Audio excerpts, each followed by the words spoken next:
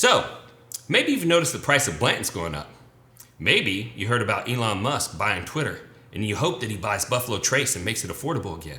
Well, if you want to hear about that, stick around. So, I have Bourbon Real Talk community, and Facebook bots check for fake news in posts. And I kept getting notifications over and over again that somebody in the group, actually multiple people, were posting something that had been verified as untrue news. And what it was Elon Musk tweet.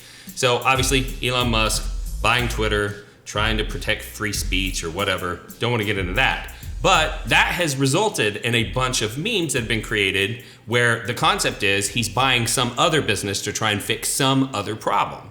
And the thing that kept getting blocked by Facebook was a tweet where he said he was going to buy Buffalo Trace and make it affordable again.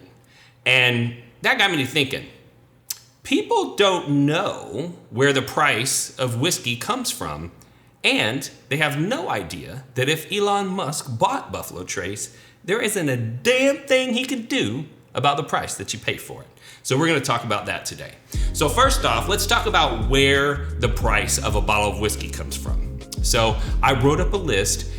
Also keep in mind, because I am involved with the Prideful Goat and Unallocated, for the first time as a whiskey enthusiast, I actually get to peek behind the curtain and see where the actual prices come from. And so I came up with this list, and here it goes. You got to pay for the grain, the water, the milling, the labor, the utilities, the barrel, the bungs, the yeast, the enzymes, the storage, sample pulls, barrel removal, dump fleet fees, glass, labels, corks, tamper seals, vacuum seals, state and federal taxes on the liquid, bottling fee, boxes to put the bottles in, and pallets to ship them on. And when you start to add all of that stuff up, I mean, the price goes up quick. What other people don't understand is that the distillery has a profit margin that they're looking for on their cost. And so for an average bottle of whiskey, if you're a small producer, if you add $1 to your cost, it has a major impact on the final price that gets paid at the retail level. So let's talk about how the economics work. So the wholesaler, before they pick up the product, the producer has to figure out how much money they want to make on their investment. And so typically there's going to be a percentage that they mark up their cost, and that's going to be their gross profit. And that doesn't have anything to do with overhead or sales expenses or any of that stuff. They're marking up on the actual hard costs that went into that bottle. And that produces what they call the FOB, the free on board price that it goes to the wholesaler at. But when the wholesaler gets the product, they often have to, one, pay for shipping to get it from the producer to their warehouse. And two, they often have to pay some state taxes. And those get added into the wholesaler's cost is what they call laid-in cost. And so all of that gets wrapped up into this overall price. But wholesalers don't like to work for free, so they have a markup. Now, when you're talking about a super high volume, super well-known product, the wholesalers typically operate for a very low margin because they have almost no risk associated with carrying that product. But if you're a wholesaler and you're taking on a super premium brand, especially that has a high cost per bottle, like Blanton's does, now Blanton's isn't really a risk, but if you're looking at some of the other newer entrants into the premium market, they're not gonna operate at such a low margin because they need to have a little bit more meat on the bone just in case the product doesn't move that well and it ends up sitting inside the warehouse. So typically for a newer, smaller product, there's going to be a 30% margin. Now, margin is not the same as markup. Very simply put, if you wanted to have a 30% markup, you would take your cost and you would multiply it by 1.3. But margin is where you take your cost and you divide it by 0.7 if you want a 30% margin. And what that gives you is whatever you sold the bottle for, 30% of that was your gross profit instead of markup. So if you do the math a 30% margin is actually a 42.86% markup. And that's just at the wholesale level. So then the wholesaler is going to transfer that bottle to the retailer when the retailer puts in a purchase order. And the retailer also has a margin. And retailers, especially mom and pops, now some of the larger stores operate on lower margins, say 18 to 22%. But the mom and pop shops typically are also around a 30% margin. And so you take your cost at the producer, you mark it up to get your gross profit, you add in shipping, you add in taxes, you divide by 0.7, and then at the retail level, you divide by 0.7 again to get another 30% margin. And that's how you end up with your final retail cost. So just so that you can understand, if you add $1 of cost at the producer level with normal markup and normal margin at the second tier and the third tier, that $1 cost ends up costing you, the retailer, $2.99 for that bottle. Hey, nice hat. Hey, thanks. Nice lanyard. Nice rocks glass. Thanks, man. Nice travel case. Nice blend topper. Thank you. Nice candle. Nice bottle bag. Thanks, man. That's a nice tumbler. Nice women's t-shirt. Oh, thanks. Nice extra schmedium shirt. Get yourself some nice things and get all the compliments that come along with it. Shop bourbonrealtalk.com. Now, Buffalo Trace knows that their product has market value above their current MSRP. And they are a for-profit entity. So when people start to make crazy statements that Buffalo Trace is purposely holding back inventory to make their product rare, that is ridiculous. That is not true at all. It doesn't make any sense from a for-profit standpoint. But there are some reasons why they haven't raised the price. Now, they have raised the price some because Blanton's used to be, at least in my market, around $55. Now it's up to about $65 at MSRP. And they have raised the price some because, as I mentioned, they're a for-profit entity and they know that they have the ability to do so without drying up demand.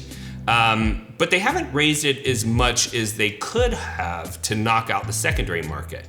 So what I mean by that is, let's say that they're currently selling the bottle at 65, but somebody can buy the bottle and sell it in the parking lot for 150. There is a number that they could have raised their original price to, and they would have made more money, and the wholesaler would have made more money, and the retailer would have made more money. And when the bottle sold, the final price would have been, say, $120. Well, now it's really not worth it for the flipper to go chasing the bottle around because when they sell it, they're just not gonna make enough money to pay them back for their effort. Buffalo Trace could do that, but they have not done that on Blanton specifically because they've invested $1.3 billion into increasing capacity at the distillery so that they can take advantage of all that pent-up demand that's out there. And if they killed the demand with price increases and then later had inventory come online and there's nobody to buy it, they will have wasted the $1.3 billion that they put into the company. So they're not going to do that. They're going to raise prices very slowly, enough to take advantage of the opportunity, but not so much that it's going to knock out demand for future capacity. And that's crucial for Blanton's because Blanton's only takes 6 years to make. It's not like Pappy 23. So when this new capacity comes online, within a reasonable time frame, they will be able to make Blanton's a shelf-available product again if they choose to, because they will have the capacity and they'll be able to do it in a short enough amount of time. They won't be able to do it with a product like Pappy 23 because they'd have to anticipate demand 23 years from now, which is next to impossible. So as I mentioned, Buffalo Trace could manipulate their price to the wholesaler, which would raise the price from the wholesaler to the retailer, which would raise the price from the retailer to you, the consumer. But Buffalo Trace, unlike the tweet assumes, has no power to influence what that retailer sells that bottle for. And the reason why is because after Prohibition, when they set up the 3-tier system, supposedly to protect the public, but I think it was more because of the influence of the bootleggers on how the laws got written, and the bootleggers wanted to be the wholesale tier, and they wanted control. But we still operate under those rules. And the producers and the wholesalers historically have been much larger players, much better funded than businesses at the retail level, especially individually owned mom and pop shops.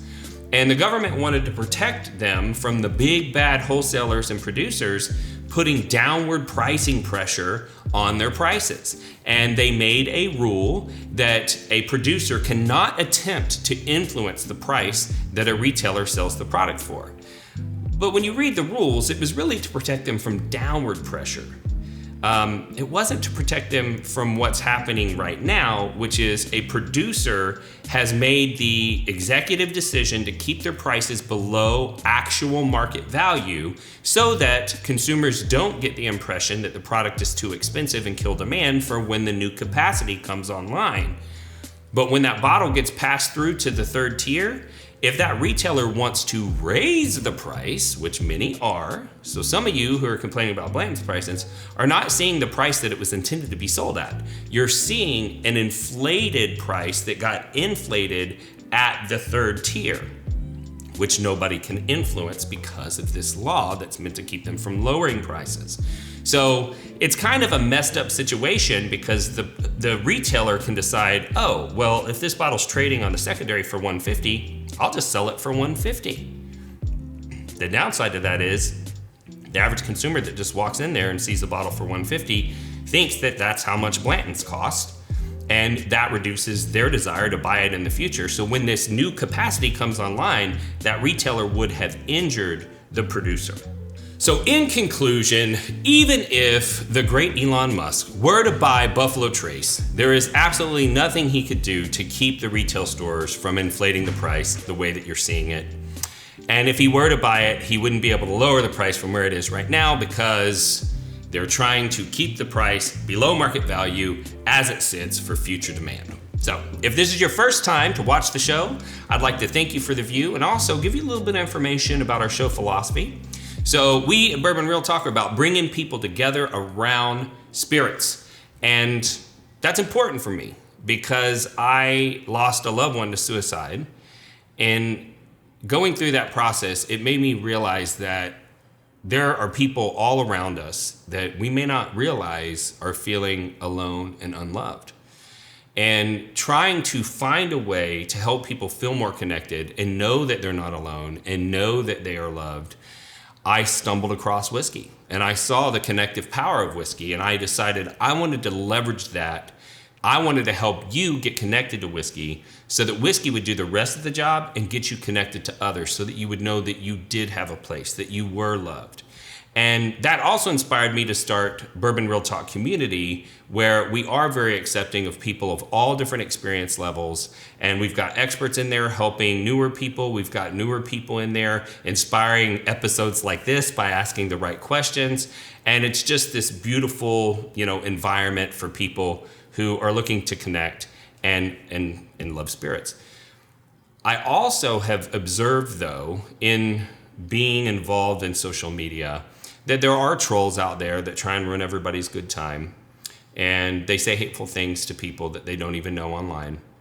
And that made me realize that if somebody can be hateful to you online, it's just as easy for me to love you online. And that's why I end every podcast the same way, and that's this. If you woke up this morning and you were unsure whether or not anyone loved you, just know that I love you. And I'll see you next time on Bourbon Real Talk.